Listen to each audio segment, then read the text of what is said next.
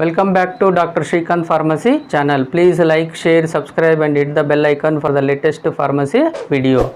So today I came with the topic that is in vitro in vivo correlation methods.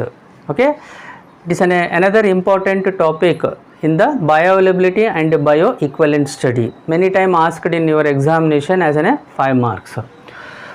So whatever the data we are getting from the in vitro experiments, that is not sufficient to correlate the in vivo result.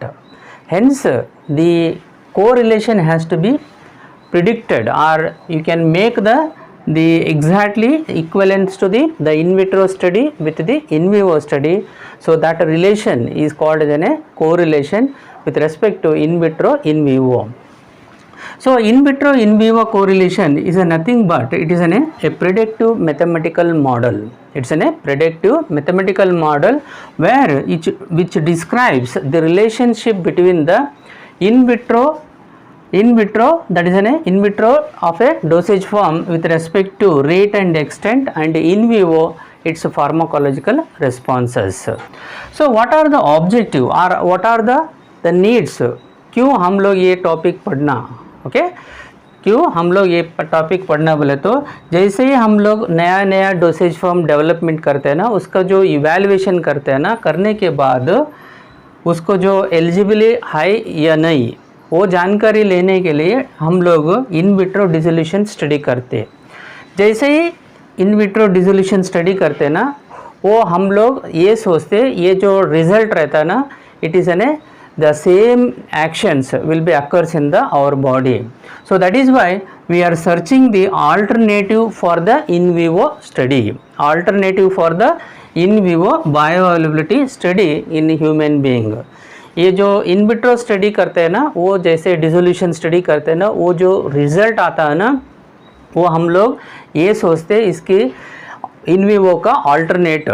Okay, in vivo का alternate जैसे ही हम लोग इसका result अगर अच्छा है तो ये ह्यूमन बींग्स के ऊपर भी सेम बायोअवेलेबिलिटी रहता बोल के हम लोग सोचते हैं. And there are so many methods are there to correlate the in vitro in vivo correlation.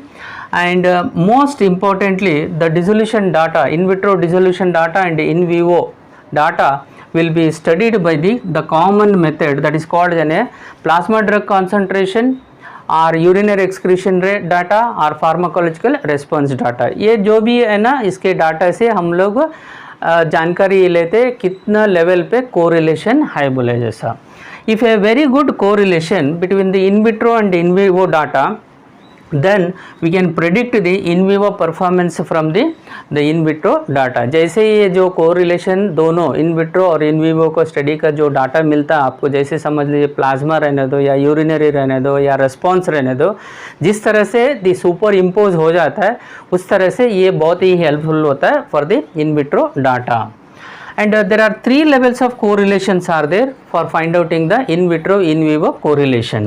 So these levels are categorized as level A, level B, level C.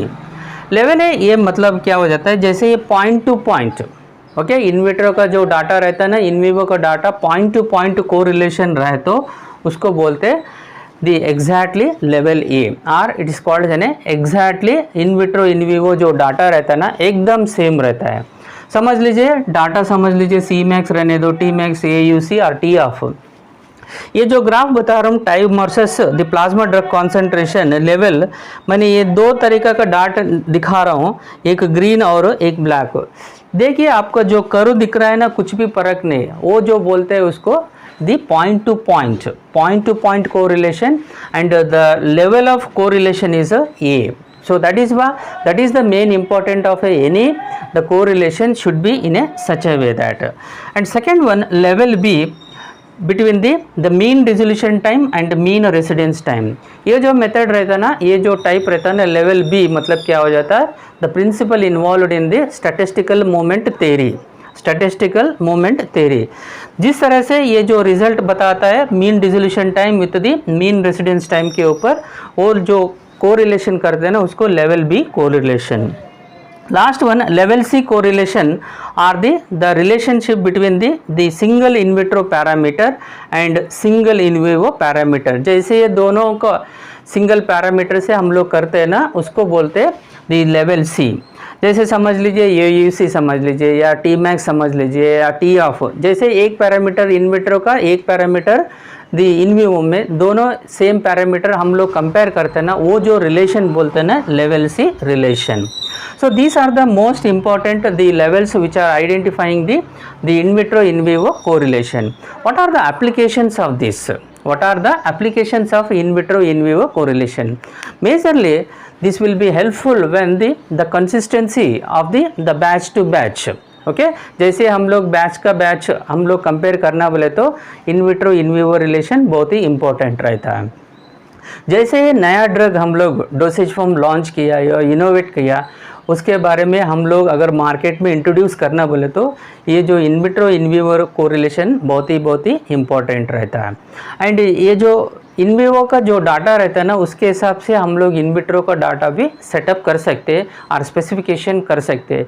इस तरह से जो in vitro in vivo correlation रहता है ना, बहुत ही important application in the field of pharmacy. मैं समझता हूँ ये क्लास से बहुत ही सरल से इन vitro in vivo correlation method मतलब क्या हो जाता है। So any formulation is the intention of making the correlation is should be with respect to level A, because here the point to point correlation of the in vitro and in vivo.